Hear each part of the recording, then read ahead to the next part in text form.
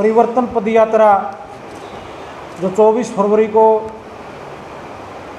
मेवात के एक क्षेत्र से शुरू हुई थी, वो विभिन्न जिलों से होती हुई 21 तारीख को सुबह 9 बजे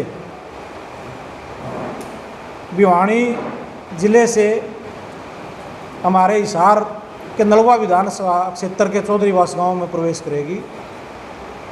पूरे जिले के कार्यकर्ता पूरे उत्साह से, ढोल नगाड़ों से, पटाखों से चौधरी अभय सिंह चौटाला जी का वहाँ पहुँचने पे स्वागत करने का काम करेंगे और चौधरीवास में जनसभा होगी। उसके बाद आगे ये यात्रा लगातार 16 दिन तक हिसार ज़िले में अपनी जो सफ़र है उसको जारी रखेगी। इसमें हमारे 7 हल्के, जिसमें नलवा आ गया, हिसार शहर आ गया, आपकी हाँसी आ गई, बरवाड़ा आ गया, नारनौंद उकलाना और फिर आदमपुर से होते हुए सदलपुर गांव, आखिरी गांव हमारा हिसार डिस्ट्रिक्ट का होगा। सदलपुर गांव से ये 5 तारीख को शाम को सदलपुर में रात्रि पड़ाव के बाद फिर हिसार से फतेहाबाद डिस्ट्रिक्ट में प्रवेश कर दी। इस यात्रा को लेके हमारे सभी हल्का अध्यक्षों ने जिला अध्यक्ष के साथ सभी गांवों का दौरा किया है और पूरी तैयारियां हर हल्के ने, हर गांव ने जहाँ जहाँ यात्रा जानी है वो पूरी तैयारियां कर ली गई हैं और लोगों में इस यात्रा को लेके असीम और भारी उत्साह है।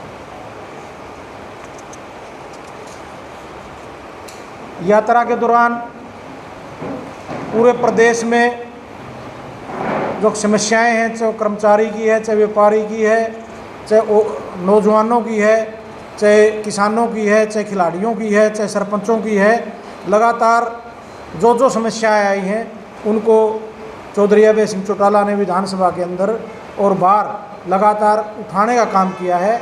और यात्रा के माध्यम से ये प्रयास है कि हरियाणा प्रदेश की जन जन की जो समस्याएं हैं वो विपक्ष के नॉलेज में आए, चौधरी अभय सिंह के संज्ञान में आए, ताकि सत्ता में आने पे उनका निदान किया जा सके।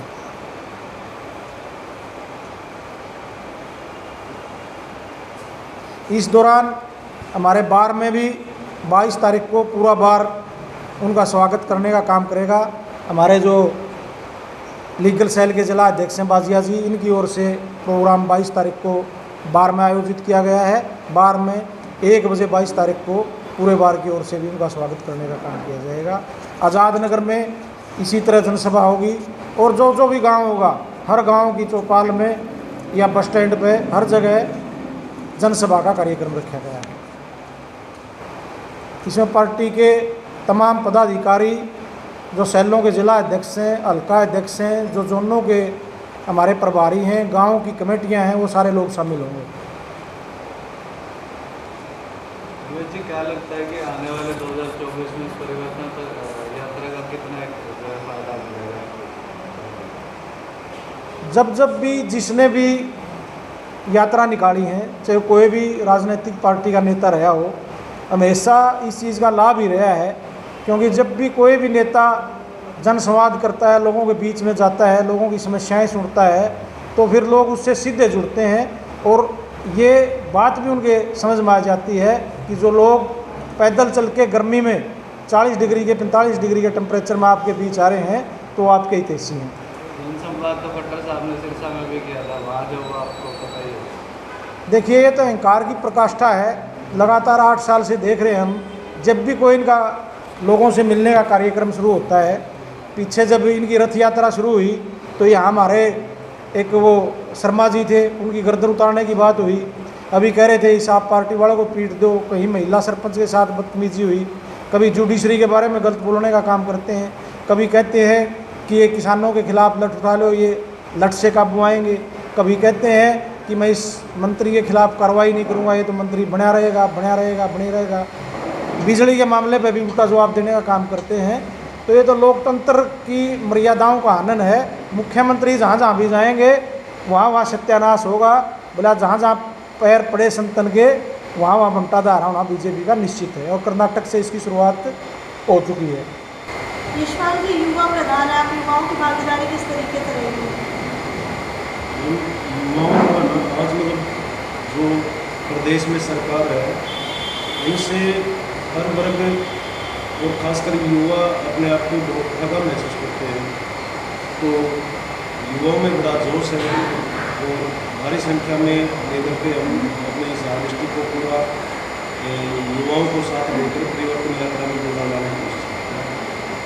उमेश जी, इनेलो अपने संगठन का विस्तार करते हैं। इस यात्रा के दौरान पार्टी के नेताओं के संज्ञान में जो जो कार्यकर्ता अच्छा कार्य कर रहे हैं वो बातें आ जाएंगी और जैसे ही यात्रा संपूर्ण होगी हमारी और 25 सितंबर की रैली होगी, अभी तक तो यही है कि उसके बाद संगठन का विस्तार किया जाएगा और पुनर्गठन भी किया जाएगा। आज आप देख रहे हो कि किस तरह हमारी बेटियां पिछले कई सप्ताह से जंतर मंतर में बैठी हुई हैं और सिर्फ इस बात का जो संविधान में उनको अधिकार मिला हुआ है कि यदि किसी भी नाबालिग लड़की के साथ छेड़छाड़ बुरी नीयत से की जाती है तो उस पर मुकदमा दर्ज होगा और वो 24 घंटे के अंदर वो अपराधी गिरफ्तार होगा। लेकिन लगातार जहाँ किसानों को आर्थिक रूप से कमज़ोर किया जाता है वहीं इस सरकार के द्वारा उनकी पगड़ी उछालने का काम लगातार किया जा रहा है। वो बेटियों की बेइज्जती की जा रही है क्योंकि आज जो खेल के क्षेत्र में है ज़्यादा किसानों के मजदूरों के बच्चे हैं, ये जो बड़े सरमायादार हैं पूंजीपति हैं, इनके बच्चे कोई फौज में और कोई खेल में देश का नाम ऊंचा करने के लिए नहीं जाते। ये तो देश के बैंकों को और देश की संस्थाओं को लूटने वाले लोग हैं। लेकिन जो लोग देश के लिए इज्जत कमाने का काम करते हैं, चाहे सेना के लोग थे, सेना के लोगों को आपने बर्बाद करके रख दिया, उनको अग्निवीर बना के रख दिया। 4 साल में वो आ जाएंगे, 18 साल के भर्ती होंगे और 22 साल में उनको रिटायर कर दिया जाएगा बिना पेंशन के।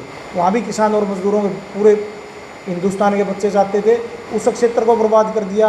खेल के क्षेत्र में उनके बच्चे जाते थे, वहाँ उनको और लाभ देना तो दूर थी, आज उनकी इज्जत को भी उछाला जा रहा है। किसानों की बात थी, बिजाई के टाइम DAP नहीं मिलता, फिर यूरिया नहीं मिलता, फिर फसल का भाव नहीं मिलता। आपने सरसों के मामले में देखा होगा कि किसान जगह जगह प्रदर्शन कर रहे हैं। इसका 5450 रुपये जो MSP था, लेकिन कहीं भी MSP पे नाम मात्र की खरीद करने का काम किया गया। किसानों को लूटा जा रहा है। 4500, 4600, 4700 रुपये में उनकी सरसम दलालों के माध्यम से खरीद के और एजेंसियों को बेची जा रही है। आज किसानों की ये हालत है। आज मनरेगा का बजट खत्म कर दिया गया है, सरपंचों के अधिकार छीन लिए गए हैं। आज आपके हिसार में भी कम से कम 7-8 जगह धरने चल रहे हैं। चाहे वो आप आज़ाद नगर की बात कर लो, चाहे आप तलवंडी राणा की बात कर लो, चाहे आप मील गेट की बात कर लो, दूरदर्शन केंद्र की बात कर लो, और चाहे आपका जो थर्मल प्लांट है उसके बाहर हज़ारों की संख्या में युवा साथी बैठे हुए हैं। जो टेक्निकल स्टाफ के उनको भी उस थर्मल से बाहर निकालने का काम किया गया है। ड्यूटी रोस्टर से बाहर कर दिया उन टेक्निकल लोगों को जो मील के संस्थापक थे, जो चलाने वाले लोग थे। तो इन सारी बातों को लेके यात्रा लोगों के बीच में जाएगी और उम्मीद है कि आने वाले चुनाव में यहाँ चाहे वो लोकसभा का चुनाव है चाहे विधानसभा का है, भारतीय जनता पार्टी और जसपा का सुपड़ा साफ करने का लोग काम करेंगे। कर्नाटक चुनाव के बाद कांग्रेस बड़ी उत्साहित लगी है, तो आपको क्या लगता है हरियाणा में भी कोई असर कांग्रेस का रहेगा इसके बाद? देखिए, कोई भी पार्टी कहीं भी सत्ता में आती है तो स्वाभाविक सी बात है कि कार्यकर्ताओं में उत्साह का संचार होता है। जहाँ तक हरियाणा प्रदेश की बात है और हिंदुस्तान की भी बात है पूरे की, एक प्रयास विपक्ष के नेताओं द्वारा चल रहा है कि सारे लोग इकट्ठे होकर, जो विपक्ष के नेशनल पार्टियां हैं, क्षेत्रीय पार्टियां हैं, वो एक ऐसा मोर्चा बनाएं जो इनके साथ आने वाले लोकसभा के चुनाव में लड़ाई लड़ने का काम कर सके। क्योंकि ये 38 से 40% वोट लेके आज देश पे राज कर रहे हैं। 60 से 62% लोग इनके खिलाफ मतदान करने का काम कर रहे हैं। ये सिर्फ विभाजन का फ़ायदा उठा रहे हैं। हरियाणा में भी चौटाला साहब जहाँ जहाँ सभी ज़िलों में गए, प्रेस के साथी जहाँ मिले हैं और मंच के माध्यम से भी ये कह रहे हैं कि हम इस भारतीय जनता पार्टी को सत्ता से बाहर करने के लिए कोई भी कुर्बानी और कोई भी समझौता किसी भी विपक्षी दल के साथ करने के लिए तैयार हैं। लेकिन आज भी कुछ लोग ऐसे हैं जो बीजेपी की भाषा बोल रहे हैं। आज बीजेपी नहीं चाहती कि विपक्ष इकट्ठा हो, चाहे यूपी की बात है, चाहे आपकी बिहार की बात है, चाहे हरियाणा की बात है, पंजाब की बात है, महाराष्ट्र की बात है। हर जगह वो कोशिश करते हैं कि कुछ नेताओं को डर भय दिखा के इस तरह का वातावरण तैयार किया जाए कि विपक्ष इकट्ठा ना हो। हरियाणा में भी जो भाषा ये लोग बोल रहे हैं कि यहाँ विपक्ष को इकट्ठे होने की कोई ज़रूरत नहीं है, या तो कांग्रेस ही काफ़ी है। उनको ये पता होना चाहिए कि सिर्फ 1% के वोट के स्विंग से कर्नाटक में जो भारतीय जनता पार्टी की सीट थी वो 104 से 60 पे आ गई।